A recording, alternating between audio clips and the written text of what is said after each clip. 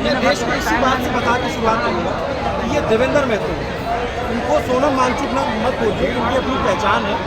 ये बीते कई दिनों से भूख हड़ताल पे थे, अनशन पे थे, अब इन्होंने जल ग्रहण करना शुरू कर दिया सोनम वांगचुक से बातचीत के बाद। लेकिन ये बहुत जुझारू नेता है, इनकी अपनी आइडेंटिटी है, अपनी पहचान है। इन्होंने छात्रों के लिए, मैंने जब से झारखंड को फॉलो करता हूँ, बहुत लाठियाँ खाई हैं, पुलिस पे कई बार गिरे, कई बार आंदोलन किए, कई बार लाठियाँ खाई।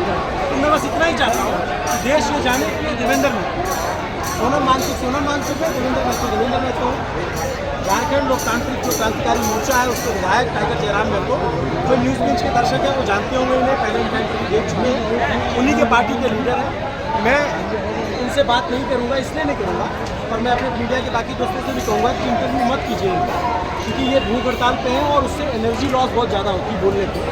और मैं देवेंद्र से भी कहूँगा कि आप कम बात कीजिए, आपके साथ प्रतिनिधि हों वो आपकी बात रखें। और उनके प्रतिनिधि के तौर पे टाइगर जयराम महतो, कितने दिन हो गए, इनकी तबीयत कैसी है? तबीयत तो खराब है, वाले भी आने लगे हैं और चेस्ट में जलन भी होने लगा है। और मुझे लगता है कि पहले की अपेक्षा में नाजुक है, लेकिन आत्मबल मजबूत है। आंदोलन से पुराना नाता रहा है। हमने से पूछा कि आपकी अंतरात्मा क्या कह रही है, सभी से पूछा, देवेंद्र जी हों, शंकर जी हों, प्रेम जी हों, कुल जी हों, यहाँ जितने भी लोग बैठे, मैंने उनसे यही पहला सवाल किया कि आपकी अंतरात्मा क्या कह रही है। कह रहे कि नहीं, ठीक है, अंतरात्मा कह रही है कि हम सही सलामत हैं। तो आपके कितने साथी हैं उनसे? 4 साथी, देवेंद्र का उसका नेतृत्व करता है, मुख्य उन्हीं के नेतृत्व है, महेंद्र मंडल है, प्रेम नायक है और फिर कुछ महत्व। अब ये बताओ, आप लोग 10 तारीख को मार्च का कॉल, क्या लग रहा है, सरकार मान रही है? सरकार का अप्रोच कैसा लग रहा है आपको? मार्च होगा, क्या होगा, क्या दिख रहा है फ्यूचर आपको पोजिशन? सरकार का जो रवैया है वो गोल मटोल है। सरकार बचाना चाहती है। सरकार को ऐसा लग रहा है कि अगर इसका जांच ठीक से हो तो शायद वो आँच उनके बहुत खास लोगों तक आएगी, उनके करीबी लोगों तक आएगी और वो सरकार कहीं ना कहीं बैकफुट पर चली जाएगी, गिर जाएगी। इसलिए वो चाहते हैं, उसका बचाव करना चाहती है। मुझे लगता है कि ये बचाव का समय नहीं है। लोकतंत्र है, आप स्वीकार करिए, आपने गलती किया है, गलती को स्वीकार करिए, सुधार करिए और कार्रवाई करिए। बस यही मांग हम सबको की। प्राइमरी डिमांड क्या है? अगर मान लीजिए 3-4 वर्ष से छात्रों का जो दल बना होगा, ऑब्वियस बात है, आपसे भी राय मशवरा लिया गया, क्या डिमांड लेकर के जाएगा? यहाँ जो छात्र हैं वो कई परीक्षाओं के अभ्यर्थी हैं।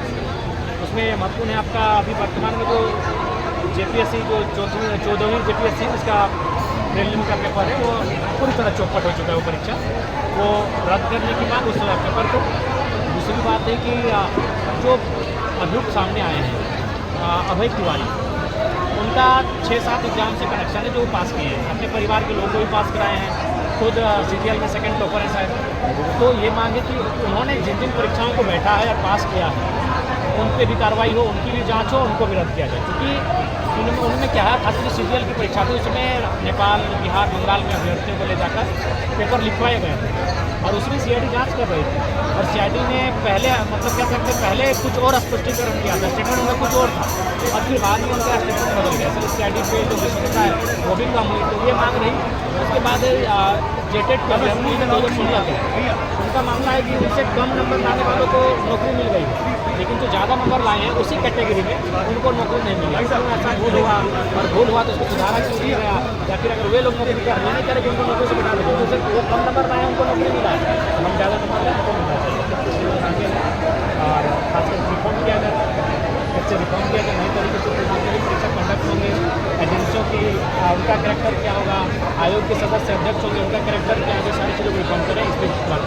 बट विधायक जी, एक बार मैंने दिल्ली से, तो मेरे को आश्चर्य हुआ कि यार कोई ऐसे कैसे कर सकता है कि सरकारी नौकरी भी कर रहा है, TDPL के मार्केटिंग में, आपको लगता है कि यार एक बंदा ये सब कुछ कर सकता है? इसी पीछे तंत्र है और लोग भी हैं। बड़ा तंत्र, इसलिए मैं बार कह रहा हूँ ना, अगर इस तंत्र की वास्तविक जाँच हो जाए तो कई राजा और बड़े वजीर सामने आएंगे जिन्होंने इस घटना को अंजाम दिया। ये कोई छोटी परीक्षा थोड़ी है, ये कोई हवलदार चपरासी दल की परीक्षा नहीं ना है, जमादार की परीक्षा नहीं है।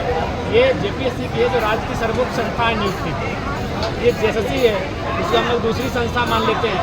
तो वहाँ अगर कदाचार हो रहा है, वहाँ अगर घोटाले हो रहे हैं, आप केवल अभय तिवारी पर टिक जाएंगे तो संभव ही नहीं है। यहाँ बड़े लोग हैं, चेयरमैन से लेकर सदस्य से लेकर और विभाग के पदाधिकारी से लेकर मंत्री से लेकर मुख्यमंत्री तक के सवाल निकल जाए और इसकी इसीलिए जांच की मांग की जा रही है कि इसमें बड़े लोग जो हैं, बड़े चेहरे हैं, वो भी पकड़े जाए और CBI जांच हाँ सीबीआई एक्चुअली सीआईडी का जो रहा है कैरेक्टर वो थोड़ा सा संतोषजनक नहीं रहा। और एक बार बताओ, इससे पहले JPSC 1 हुई, JPSC 2 हुई, उसकी भी तो CBI जाँच चल रही है। हाँ सीबीआई जांच चल रही है, मैं इस बात में ही सच्चाई है, और उसमें लगभग 20 साल से ज़्यादा का समय हो चुका है, लेकिन अभी तक संतोषजनक कार्रवाई नहीं हो पाई। दूसरी जो JPSC खास करती है, जो सबसे ज़्यादा विवादों में रही झारखंड, उसमें 24 पदाधिकारी ऐसे बने जिनका संबंध नेताओं से सीधा है, या तो आयोग के अध्यक्ष से हो या आयोग के सदस्य से हो, सीधा उनका संबंध है, भाई भतीजा बेटा, इस तरह का संबंध है। सब बताइए। बहुत बड़ा घोटाला था, लेकिन अभी तक आज सबक नहीं ले पाई है राज्य सरकार, और वो परंपरा, वो परिपाटी अभी भी चल रही है। इसलिए अब ये जो आक्रोश है ना, ये पिछले 10 सालों का 5 सालों का आक्रोश है, एक दिन का आक्रोश नहीं है। अरे मुझे जब हम आप आए थे झारखंड से, यहाँ पे जंतर मंतर थे और यहाँ पे भी आए थे, तो वहाँ पे भी मुझे झारखंड के बच्चे मिल रहे थे ना, वो सिर्फ नीट के अभ्यर्थी थोड़ी रह गए थे, वो तो पूरे देश में जो तरीके का सिस्टम बना हुआ दर्द आपको नहीं मिला? सैकड़ों बच्चे वहाँ झारखंड में खुद मिले, उन्होंने भी कहा कि दादा राज्य की भी जो परीक्षाएँ गड़बड़ी हैं उनका भी आवाज़ उठाइएगा।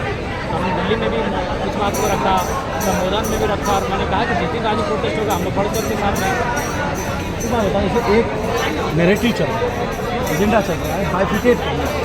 दिल्ली वाले छात्र अलग थे, यहाँ वाले अलग। कोई अलग नहीं है अभिनव जी, कोई अलग नहीं है भाई, क्यों अलग रहेंगे? वो भी छात्र थे, वो भी आंदोलन कर रहे थे, वो भी अपने हक अधिकार की लड़ाई लड़ रहे थे, ये भी छात्र, ये भी आंदोलन कर रहे हैं, ये भी हक अधिकार की लड़ाई लड़ रहे हैं। कुछ अब 1000 बच्चों का समूह है, अगर वहाँ 10 बच्चे कुछ ऐसा शब्दों का प्रयोग कर गए होंगे जो अनैतिक हो, तो निसंदेह वो उनका समर्थन हम भी नहीं करते हैं, लेकिन आप बाकी जो विशाल भीड़ है, विशाल समूह है, आप उसको कटघरे में नहीं ला सकते। लेकिन एक वर्ग आप देख रहे होंगे ना, ये जंतर मंतर पे नहीं आ रहा था दिखाने के लिए। हाँ बिल्कुल, आप हमें लगता है कि एक आप और कुछ चैनल्स ऐसे हैं जो स्वतंत्र हैं, जिनको हम लोग न्यूट्रल बोल भी सकते हैं कि आप देश के मुद्दों में भी उसको कवरेज करते हैं और राज्य के मुद्दों को भी कवरेज करते हैं। लेकिन एक बहुत बड़ा वर्ग है जो दिल्ली के जंतर मंतर में बच्चे थे तो उनको चाइनीज, तो पाकिस्तानी एजेंट का तगमा दे देते हैं। आज वही लोग फिर हमारे बच्चों के प्रति सहानुभूति दिखा रहे। अच्छी बात है, सहानुभूति दिखाए, लेकिन दिल्ली में जो बच्चे थे उनके प्रति भी सहानुभूति दिखानी चाहिए। और दिल्ली में जो बच्चे हैं वो आसमान से तो आए नहीं थे। नहीं बिल्कुल, एलियन तो छोड़ के नहीं गए थे। हमारे बच्चे थे, हमारे घर के भाई बहन हैं, हमारे झारखंड से सैकड़ों की संख्या में, हजारों तो नहीं कहूँगा, सैकड़ों की संख्या में बच्चे गए थे। आप लोग को ये एजेंडा समझ में आता है? आप लोग क्या बोलते हो अगर ऐसा कोई करता तो क्या बोलते हो? ये इसको कहते हैं, उनका परीक्षाओं से कोई मतलब नहीं है, उन लोगों के बच्चों के भविष्य से कोई मतलब नहीं है, उनका अपने पार्टी के इमेज से मतलब है। जहाँ उनको लगती है कि उनकी पार्टी के इमेज पर दाग लगती है, वो बच्चों को चाइनीज बोल देते हैं, और जहाँ लगती है उनकी पार्टी के इमेज में दाग ना लगे तो फिर बोलते हैं ना ये सही में बच्चे हैं, और उनके लिए सुविधाएं भी लेकर आते हैं। और दूसरे राज्य में अगर वही पार्टी, अगर दूसरी पार्टी सरकार तो आ जाएंगे। हाँ बिल्कुल, ये है। आप वहाँ भी थे, यहाँ पे भी? हम हर जगह है। हमने कहा, और मैंने पूरा सीना ठोक कर कहा, झारखंड के एकमात्र MLA हैं जो दिल्ली के जंतर मंतर पर भी था और राज्य के जयपाल सिंह मुंडा स्टेडियम में भी। एक बात बताऊँ, अब मैं यहाँ आगे देखता हूँ तो मुझे थोड़ा सा ये लगता है कि यहाँ 2 मंच क्यों हैं? एक मंच उधर, एक मंच उधर है। ऐसा कुछ लोग हैं, और क्योंकि देखिए सभी बच्चे हैं तो हम लोग विशेष रूप नहीं कहेंगे। एक्चुअली इस आंदोलन की शुरुआत दिल्ली से नहीं की। तो पहली बार मामला प्रकाश में आया तो ये प्रेस कॉन्फ्रेंस की है, अगले दिन राज्यपाल से मिले, फिर जब मैं आया दिल्ली से तो मेरे साथ मुख्यमंत्री से मिले, राज्यपाल से मिले, और उसके बाद ये बापू वाटिका में सबसे पहले बैठे हैं अपने 15-20 साथियों के साथ। उसके बाद हमारे एक साथी हैं उदय मेहता जी, जो अपने आप को अभी जेल में सरेंडर कर चुके हैं। उन्होंने कहा था हम जेल भरो आंदोलन करेंगे, और जेल में सरेंडर कर चुके हैं। तो वो गए हजारीबाग में जाकर बच्चों को आह्वान किया। तो हजारीबाग हमारा कह सकते एजुकेशन राजधानी है। बच्चे फिर 29 तारीख को आए हैं, तो 29 तारीख को जब भीड़ हो गई और लोगों को लगने लगा कि ये आंदोलन भी जंतर मंतर की तर्ज पर पूरे देश में चर्चित होगा, सब लोगों को लगा कि भाई ये तो देवेंद्र क्यों रहे, तो फिर कुछ लोगों के माध्यम से इनका आरोप लगाने लगा। लेकिन ऐसा नहीं, जो व्यक्ति अपना जीवन देने के लिए तैयार है उस व्यक्ति की कोई राजनीतिक महत्वाकांक्षा हो ही नहीं सकती। और यहाँ कोई ना पोस्टर, ना कोई बैनर है, ना कुछ भी नहीं है। आपकी पार्टी का झंडा बैनर नहीं लगाया? नहीं, क्यों लगाएंगे? ये छात्रों का आंदोलन है। एक बात बताओ, ये बाकी कुछ लोग आरोप लगा रहे हैं कि जयराम महतो जो है इसको हाईजैक करने की कोशिश कर रहे हैं पॉलिटिकल माइलेज के लिए। हम हमें चाहिए भी नहीं, कोई पॉलिटिकल माइलेज नहीं चाहिए भैया।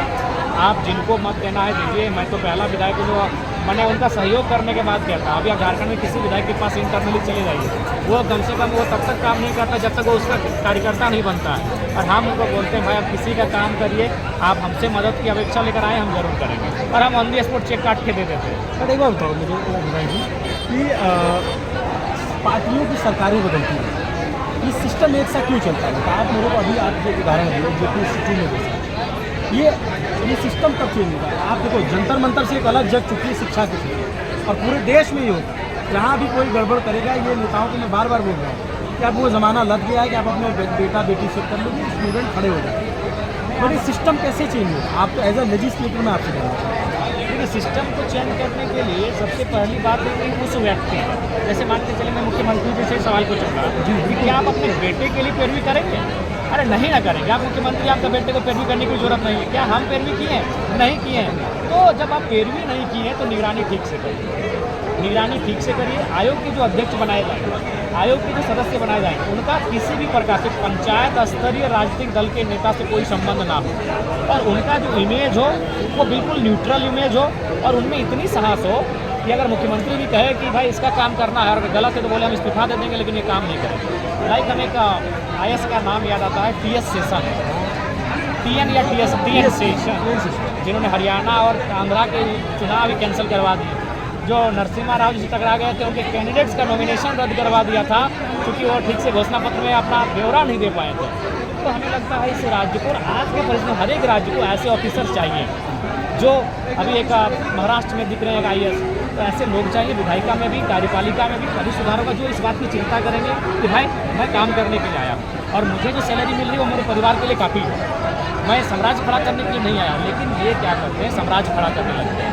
और आप देखिए हर एक शहरों में इनकी बिल्डिंगें, हर एक शहरों में इनकी मॉल, इनकी पेट्रोल टंकियाँ, इनके ठिकाने, इनके फार्म हाउस। तो ये मूल क्या है? धन अर्जित करते हैं। धन अर्जित कहाँ से होगा? कम समय में इन्हीं घोटालों से होगा, करप्शन से होगा, पेपर बेच के होगा, बेचा जा रहा है। मैं आपके साथी विधायक, आपके पड़ोसी विधायक और मौजूदा सरकार में उच्च शिक्षा मंत्री सुनील कुमार सोनू का इंटरव्यू करते हैं। उनसे हमने पूछा कि भाई आप जो JPSC के अध्यक्ष मानते हैं, इनको अरेस्ट क्यों नहीं किया? तो उन्होंने कहा कि अगर उनकी संलिप्तता शामिल होगी तो इनका बुढ़ापा सही नहीं बीता। उन्होंने कहा आपने ऐसे अधिकारी क्यों पोस्ट किए? तो उन्होंने कहा कि भाई हम पूर्व चीफ सेक्रेटरी तक रहे, इनका ट्रैक रिकॉर्ड अच्छा था, हमने किया, इन्होंने जो है गड़बड़ी की है, लेकिन इनका बुढ़ापा ठीक नहीं रहा। इस पर आप कैसे देखेंगे?